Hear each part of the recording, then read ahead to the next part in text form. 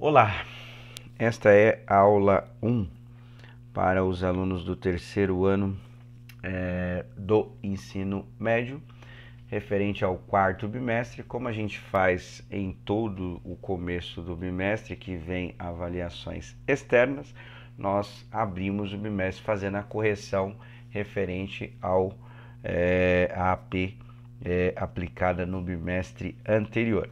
Então, são 26 questões, né? Preparem-se que o vídeo vai ser um pouquinho longo, que eu já vou fazer todas de uma vez. E aí, quem já fez uma questão ou outra, vai dando uma adiantada aí e vai analisando aí a questão que você fez e a que você não fez.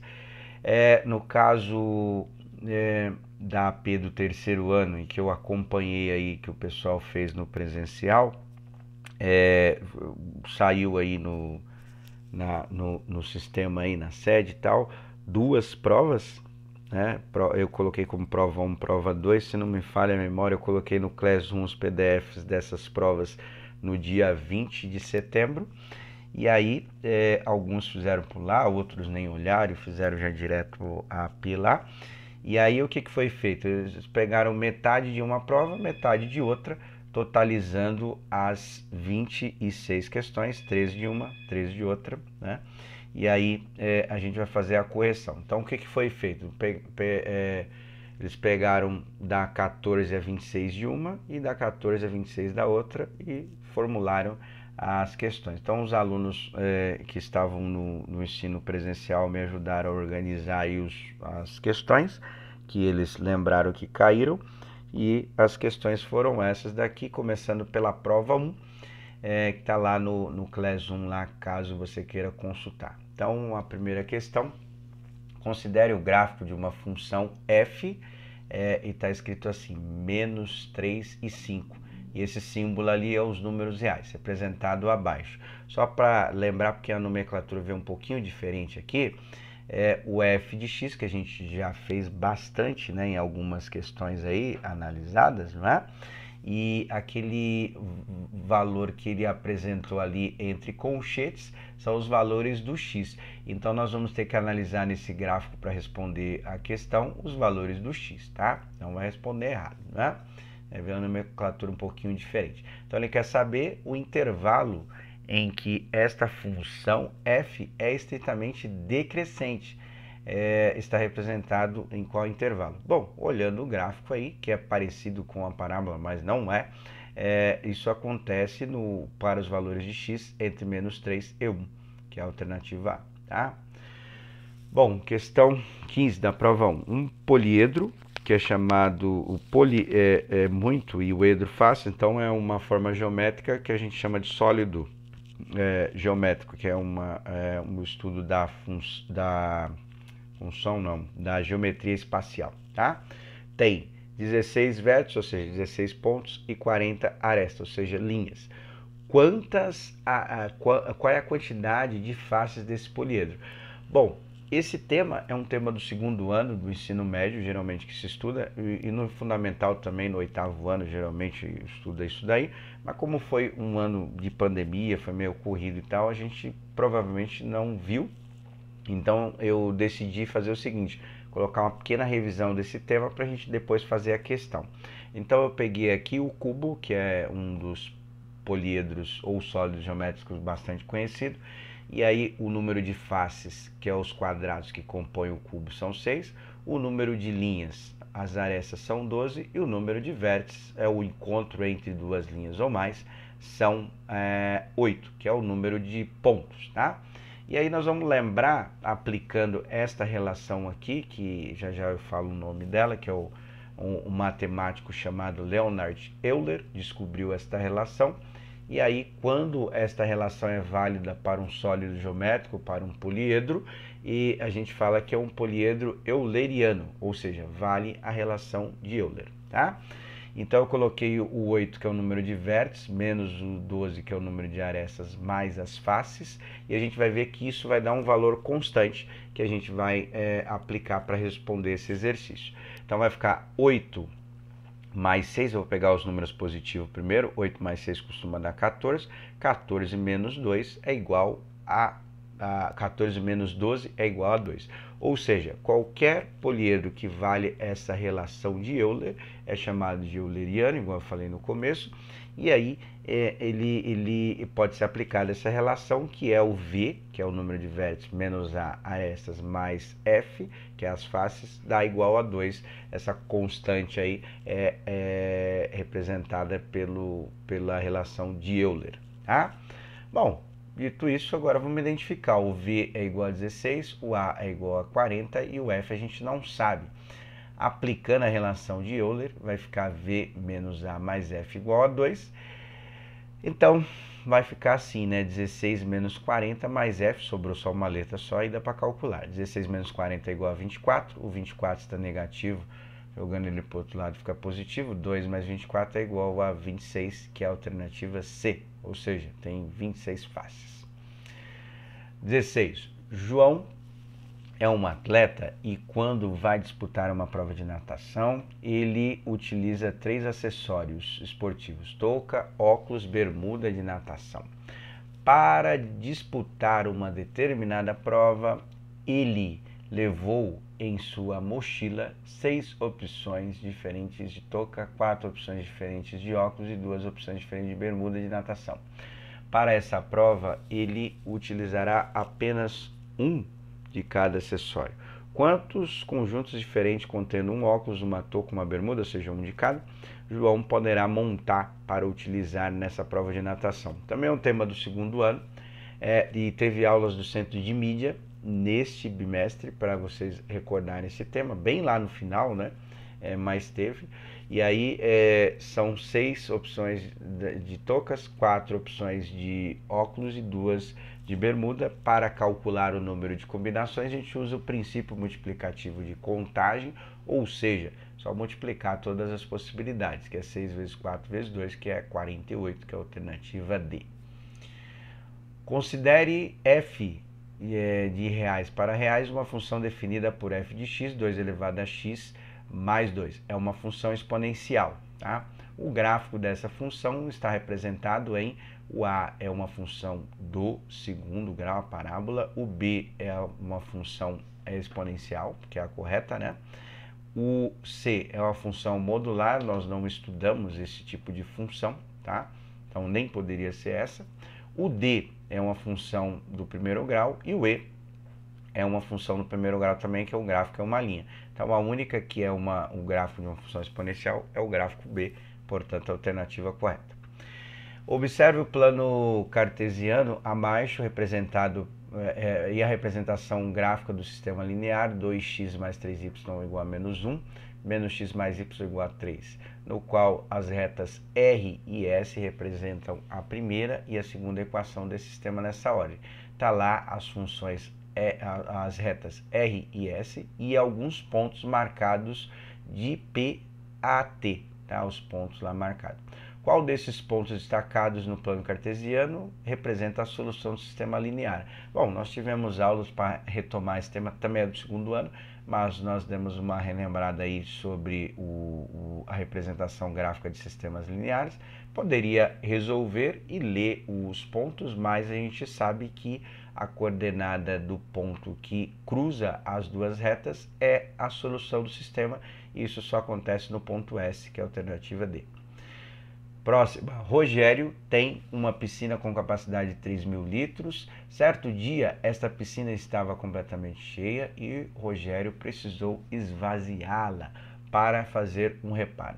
Ele abriu a tampa localizada no fundo dessa piscina e com isso o volume d'água foi reduzido de maneira constante, esvaziando completamente essa piscina após 30 minutos da abertura desta tampa, escoando assim 100 litros a cada minuto. Então, maneira constante, ela vai diminuir, só que na maneira constante. Lembrando que a gente estudou, de uma maneira constante só acontece isso com a função do primeiro grau, tá? Que é uma linha. Qual o gráfico que relaciona o volume interno de uma água com o tempo decorrido durante o esvaziamento dessa piscina? Bom, o gráfico A é uma função do primeiro grau, só que está aumentando, não pode ser. O gráfico B é uma função que é decrescente, só que é uma função exponencial, então ela tem variações, né, do percurso, não é constante, não diminui sempre da mesma maneira. O gráfico C é uma função do primeiro grau, só que ela não diminui. O gráfico D é exponencial e está aumentando. E a única que atende às características é o gráfico da função E, que ela está diminuindo de uma maneira constante, ou seja, representada por uma linha, né? Igual a gente viu naquela aula, naquela lista preparatória, sobre os gráficos das funções e as taxas de crescimento e decrescimento. Tem uma questão que a gente fez da AP anterior que falava sobre isso. Bom, questão 20 da prova 1. Um pesquisador fez um estudo sobre o clima de uma cidade. Para prosseguir nesse estudo, ele elaborou uma tabela conforme a representação abaixo, para apresentar a temperatura máxima registrada nesta cidade durante cada um dos 7 dias da semana. Bom, tem aí a tabela e as temperaturas, e aí nós temos que fazer o que? Qual é o gráfico que apresenta o que representa os dados apresentados nessa tabela? Bom, questãozinha bem fácil, né, de resolver. A correta é a alternativa A.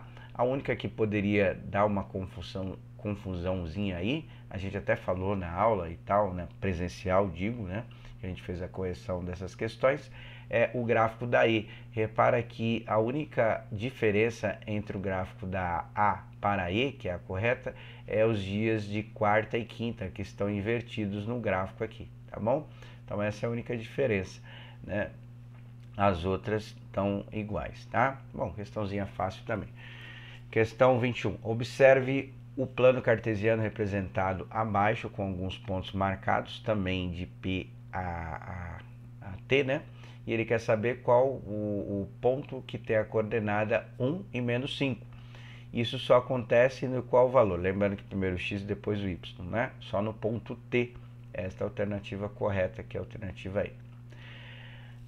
A quantidade de água de um reservatório foi monitorada durante 48 horas. Foi constatado que essa quantidade variou de acordo com a função L de x, x ao quadrado sobre 20 menos 2x mais 65, em que L de x representa a quantidade de água nesse reservatório em milhares de litros, ou seja, né? Por exemplo, se aparece um valor aí nesta função 4, isso significa 4.000, que é milhares a gente está falando. E x após hora, o x é a hora, né, após o início desse monitoramento. De acordo com esta função, em quantas horas esse reservatório atingiu a menor quantidade de água no período monitorado. Então, só para lembrar, o gráfico de uma função de segundo grau é uma parábola, e no caso ele tem, essa daí fica uma parábola voltada para cima, e tem um ponto de mínimo. E ele quer saber, de acordo com essa função do segundo grau, já identificando os coeficientes, né? O A é 1 sobre 20, o B é menos 2 e o C é igual a 65. Nós vamos ter que achar o que é conhecido como vértice da parábola. Eu vou deixar na descrição do vídeo o tema, se caso você queira se aprofundar, pode, fique à vontade. E também sobre a parte de fração também, porque aqui vai ter que, caso você não faça pelo aplicativo, cálculo matemático comum, você vai ter que usar o tema de operações com frações. Vou deixar também aí, caso você queira lembrar.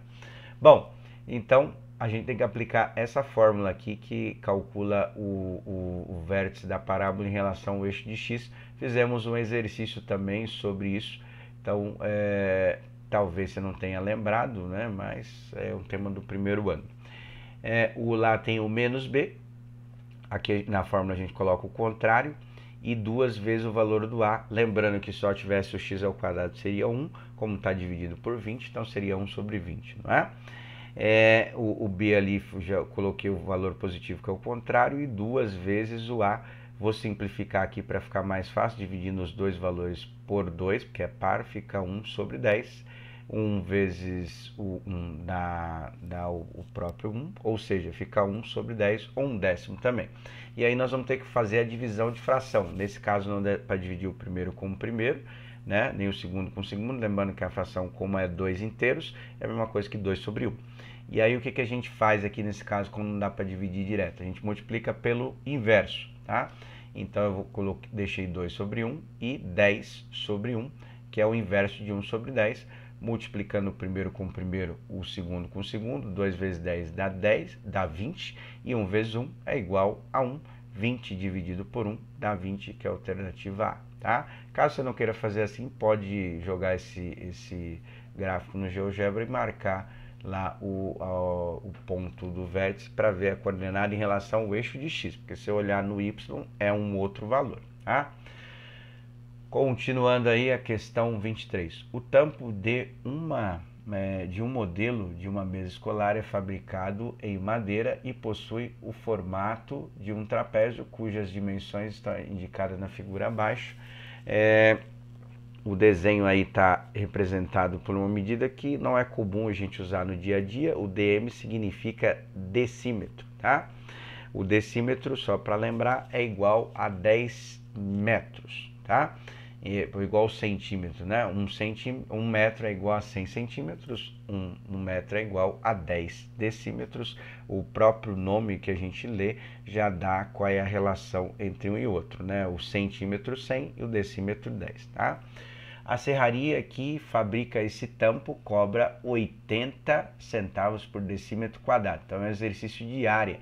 Já coloquei a fórmula aqui para a gente dar uma lembrada, foi estudada no primeiro bimestre deste ano, e daquela lista de revisão que eu pedi para vocês para entregar no dia 6 de agosto, tem também a pesquisa sobre trapézio, tá?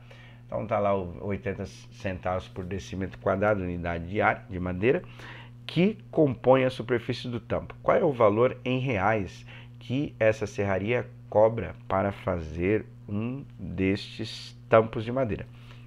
Bom, identificada a fórmula lá, o B maiúsculo é 6, que é a base maior, o B minúsculo é o 4,4 e a altura é o 4, tá? Então aí eu substituí já os valores na fórmula, a gente só vai dar uma lembrada como calcula. Primeiro eu vou simplificar aqui, né? 4 dividido por 2 dá 2. E vou somar 6 mais 4,4, que dá 10, né? 10 decímetro vezes 2, 10,4 vezes 2 dá 20,8, e decímetro vezes decímetro, decímetro quadrado. Então o tamanho disso daí, dessa superfície aí no formato do trapézio, é 20,8 decímetros quadrados. Não tem essa alternativa, por quê? Porque ele quer saber o preço. Então, para calcular o preço, são 20,8 vezes mais o preço de 1, né? Que a gente tem que fazer o cálculo aqui. Como que nós vamos fazer? Pela multiplicação, né? Então, 20,8 vezes 80 centavos vai dar 16,64 aí. Toma cuidado no caso for fazer sem calculadora com a vírgula, tá? Para não confundir.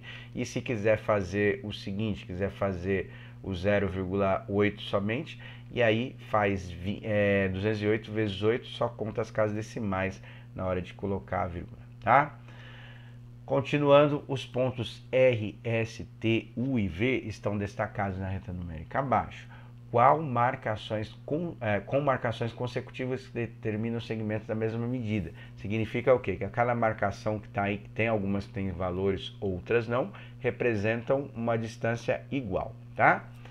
E aí tem alguns pontos e algumas marcações. Qual desses pontos representa a localização do número 16,12 nessa reta numérica? Então a gente percebe que tem uma marcação numérica com 17,62.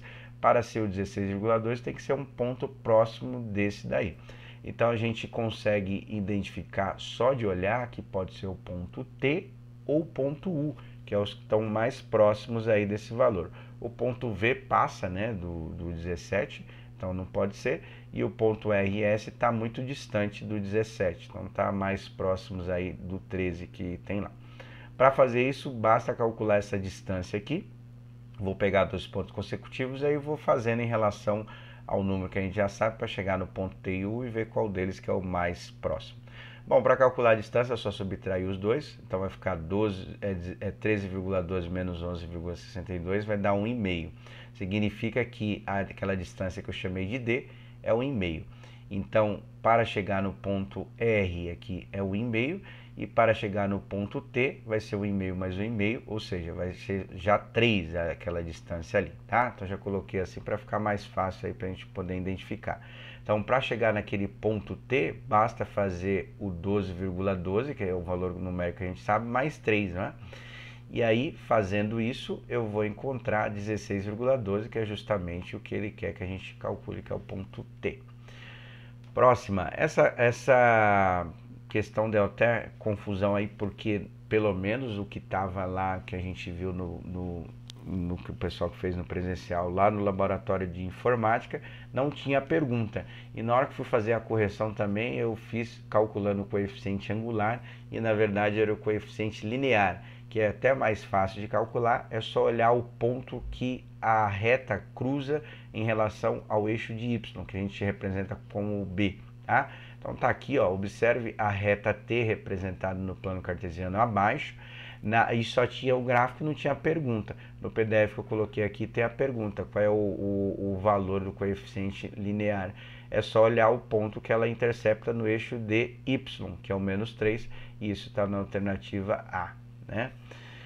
Continuando, questão 26. Arnaldo tem em sua fazenda 4 colheiteiras idênticas que trabalham juntas. Colhem diariamente a mesma quantidade de soja em 480 minutos.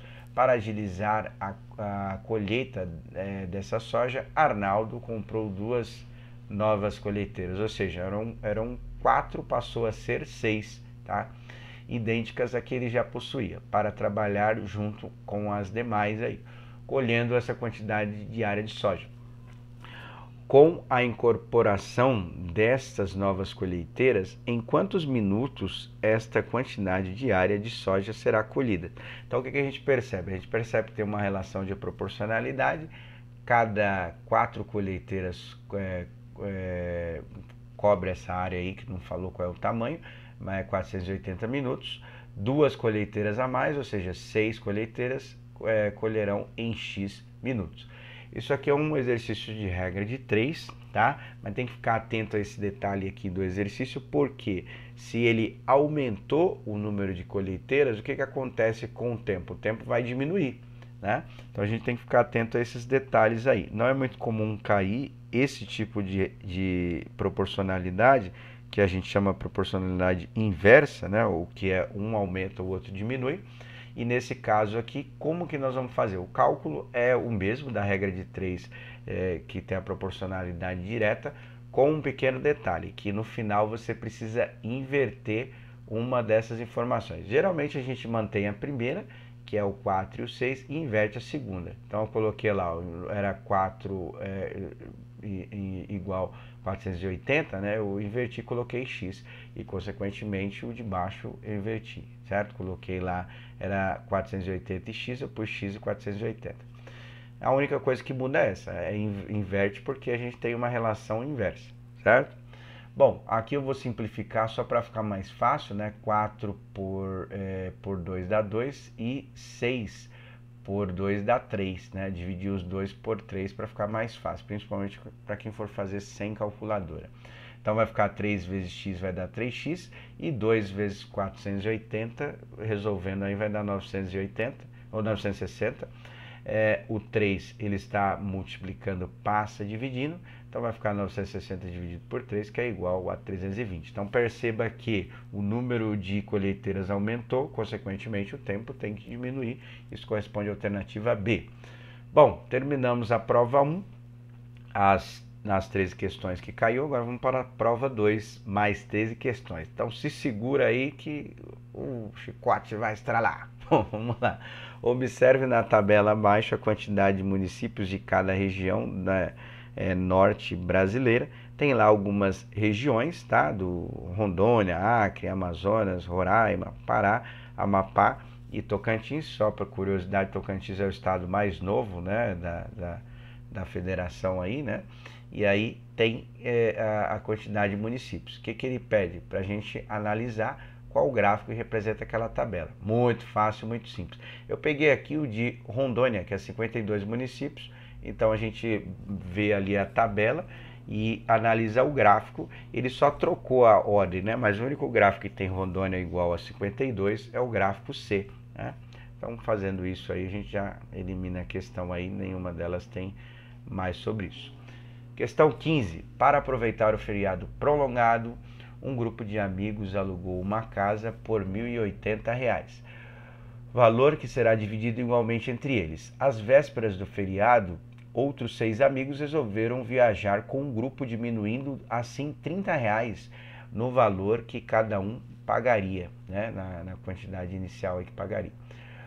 Quantas pessoas haviam nesse grupo que inicialmente alugou essa casa? Bom, tem algumas maneiras de resolver. Eu preferi optar o uso das alternativas. Ver lá qual delas que dividindo vai dar, quando a gente aumentar 6 com um grupo, dá R$ 30 a menos para cada um quando for pagar. Então a alternativa correta é a E, né, que é 12. Eu já vou fazer aqui provar que é a 12. Então, ó, 1.080 dividido por 12, cada um pagaria R$ 90. E aí ele fala que quando aumenta 6 amigos, ou seja, ficaria 18, o valor vai dar R$ 30 a menos. Então, dividindo aqui vai dar 60, bate certinho, né? 90 menos 30 dá 60, que é a alternativa E, tá? Continuando aqui, observe o gráfico abaixo de uma função polinomial do primeiro grau. Tem lá o gráfico. Eu marquei aqui a representação geométrica da função do primeiro grau que a gente viu. E esse ponto B aqui, que é igual a 0, que é o ponto que está interceptando, que é o coeficiente linear, não é isso? E o A ali é um número negativo porque a função é decrescente. Marquei os 2 pontos representados por A, que é menos 1 e menos 3, lembrando que é primeiro o valor do y, depois, o primeiro valor do x e depois do y, e o ponto B, que é a origem, que é o ponto 0, 0. Para calcular isso aí com certeza, nós vamos ter que usar um tema do primeiro bimestre, que foi esta fórmula aqui, que é a equação da reta. Porque olhando as alternativas aí, nós vamos ter algumas que representam isso, mas vamos ficar em dúvida em duas. Por exemplo, o que é o valor do B, que só aparece na alternativa B e na alternativa D. E aí tem que calcular o valor do A. Essa fórmula ajuda a gente a calcular o valor do A, que é um dos temas que estão lá naquela folha de revisão, que é um tema do primeiro bimestre chamado Equação da Reta. Coloquei aqui os pontos novamente e coloquei aqui em cima para a gente poder dar uma lembrada os pontos da coordenada, XA e YA, que é em relação ao ponto A, e XB e YB em relação ao ponto B. Substituindo os valores aí na fórmula, né, consequentemente nos locais corretos. Então vai ficar YB menos YA, ou seja, 0 menos 3, e XB menos XA, ou seja, 0, um menos é da fórmula e outro menos é da coordenada do ponto, que o ponto está num valor negativo. Aplicando ali a parte de baixo, aí, o contrário de menos 1 é mais 1, não é? Então vai ficar 0 menos 3 vai dar 3 negativo, e 0 menos menos 1 vai dar 1 positivo, que aí a gente vai ter que fazer a soma. Então, menos 3 dividido por 1 vai dar igual a 3 negativo. Das alternativas que sobrou, a única que é a correta é a B, porque tem o menos 3 lá, que é o valor que a gente acabou de calcular, tá?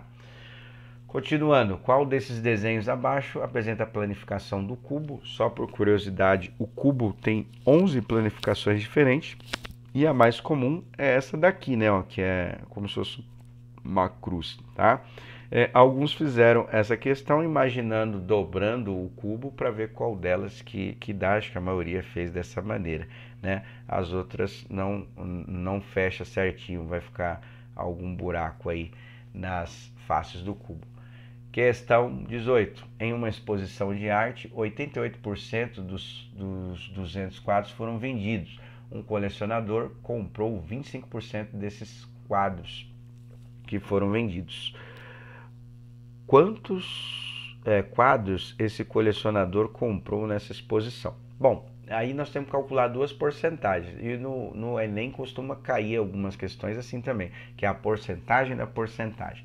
Tem algumas maneiras de fazer. Eu vou fazer dois cálculos aqui, calculando primeiro o número de quadros vendidos, que é 88% de 200. Fizemos algumas vezes já a porcentagem, não é? Então, vou simplificar aqui, vai ficar 2 vezes 88 é igual a 186. Então, nessas condições, 186 quadros foram vendidos. Ele quer saber 25%, né, dos números aí. Então, vou fazer 25% de 176. Então, fazendo 176 vezes 25, não dá para simplificar nada, tá? Vai ficar 4.400 dividido por 100. Simplificando, agora sim dá para simplificar, vai ficar 44 dividido por 1, que é igual a 44, corresponde à alternativa C. Próxima, no plano cartesiano abaixo está representado o triângulo GHI, o ponto G é menos 1 e 1, o ponto H é menos 1 e menos 2, e o ponto I é 3 e menos 1. Lembrando que a coordenada a gente lê primeiro o valor de x e depois o valor de y, ordem alfabética, afinal é um par ordenado, tem uma ordem e essa ordem é alfabética.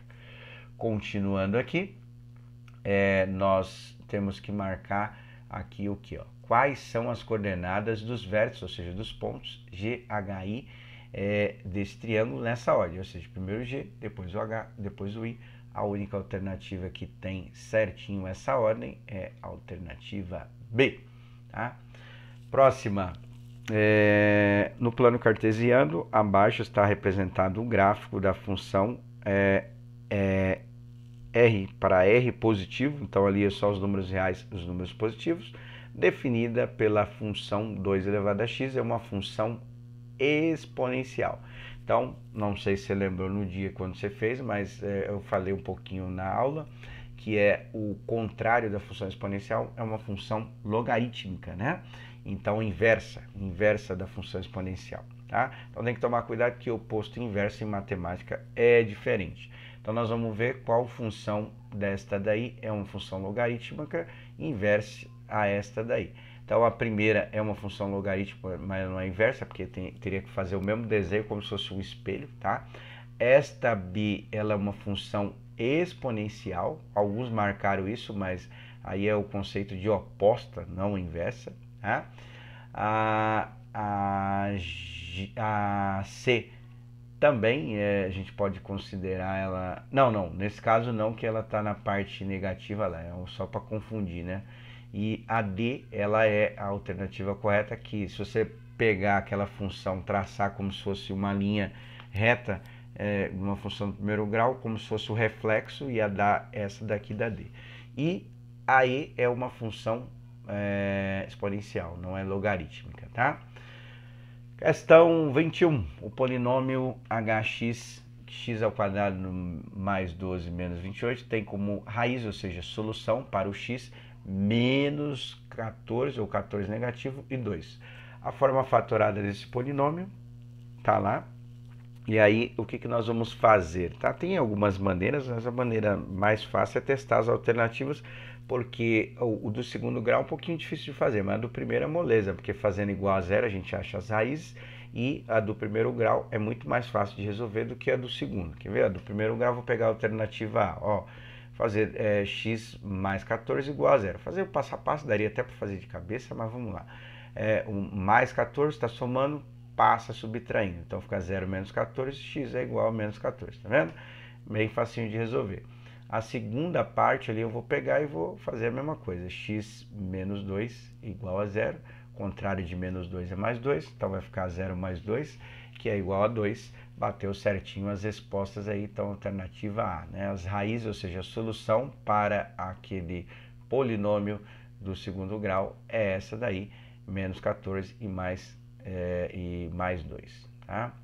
Próxima, André deseja colocar piso em toda a área de lazer de sua casa. A forma desta área é composta por um retângulo e um semicírculo. O semicírculo é metade de um círculo, tá? Conforme ilustra a figura. Para quem não percebeu, a metade seria onde para aí o 5, aí seria um círculo cortado na metade. O retângulo tem as medidas 4 por 5, facinho também de fazer, e o círculo talvez é um pouquinho mais difícil. O diâmetro corresponde à mesma medida do lado do retângulo, que é 4 o diâmetro 4 metros, o raio metade, ou seja, 2.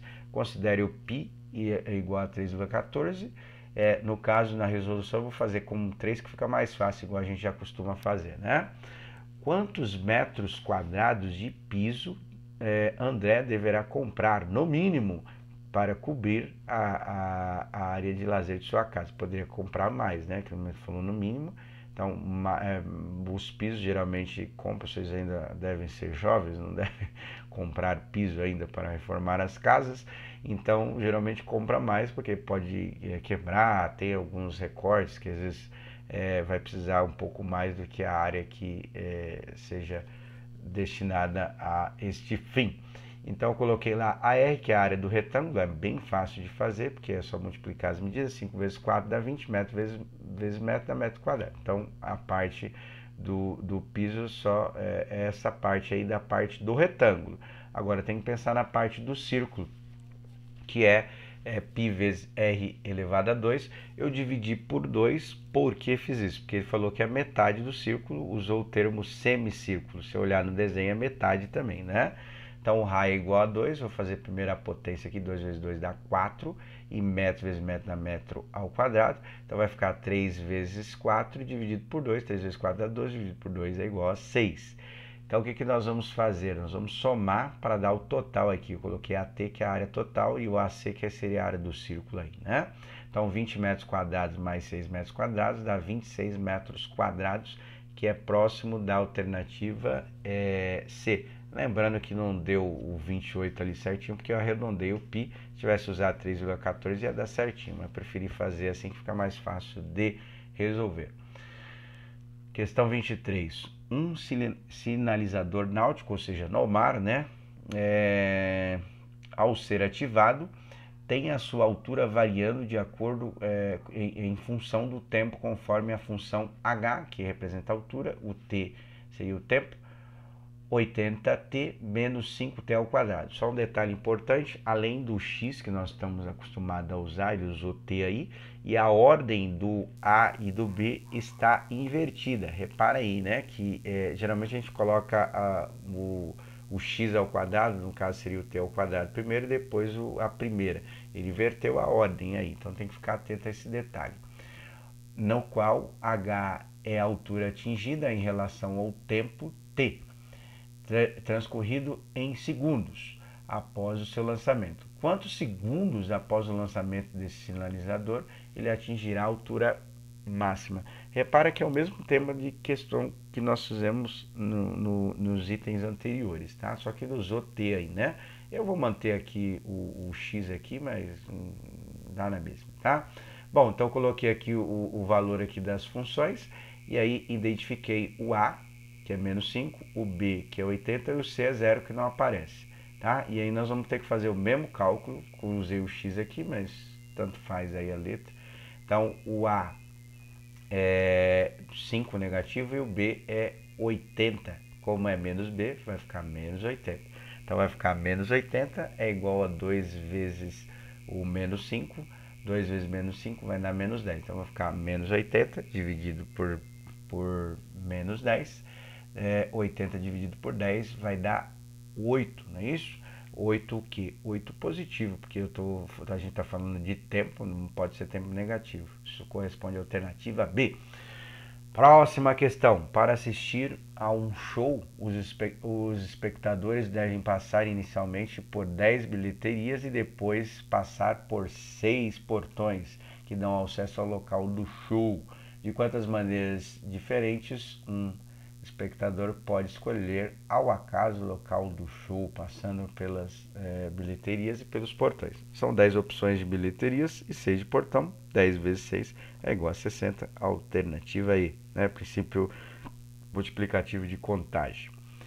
26.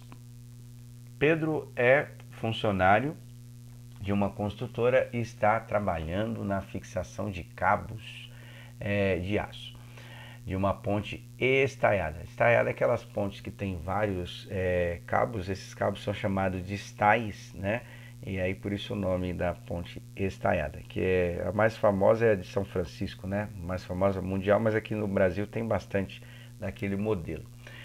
Para evitar o desperdício, antes de cortar os cabos de aço que serão utilizados, ele precisa calcular a distância entre os pontos nos quais o primeiro cabo será fixado nessa ponte. A figura abaixo representa essa ponte e a indicação da posição em que o primeiro cabo será fixado. Então tem lá a altura, 60 metros, a distância em relação a esse centro aí, que é chamado de mastro, né, da ponte, é 80, e tem o cabo de aço. Esse cabo de aço, como não tem medida, nós vamos chamar de X. Repara que é um triângulo retângulo, cujo tem dois lados e precisa achar um terceiro, teorema de Pitágoras, que nós precisamos aplicar aí, né? Qual é a distância entre esses pontos de fixação desses cabos? Bom, aplicando o teorema de Pitágoras, x ao quadrado, 60 ao quadrado, 80 ao quadrado, resolvendo 60 vezes 60 dá 3.600, 80 vezes 80, 6.400. Somando os dois valores, vai dar 10.000. E aí a gente precisa fazer a raiz de 10.000.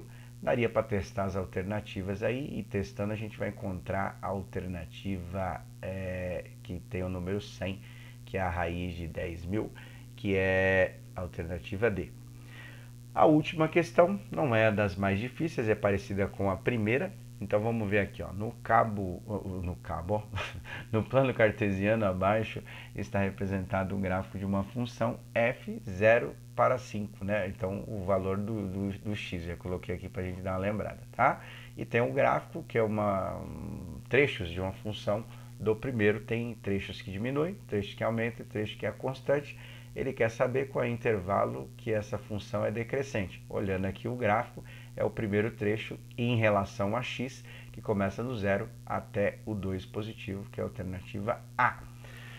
Então é isso, tá? A aula ficou um pouquinho longa, mas a gente já mata todos os exercícios, vai assistindo aos poucos aí, se não der para assistir tudo de uma vez, e vai pondo em dia as questões, caso você não tenha feito nenhuma. Alguns na aula presencial já fez bastante, outros que estão remoto vai ter que fazer todas aí em casa, e você vê o tempo melhor para você fazer todas as questões, tá bom? Um abraço a todos, até!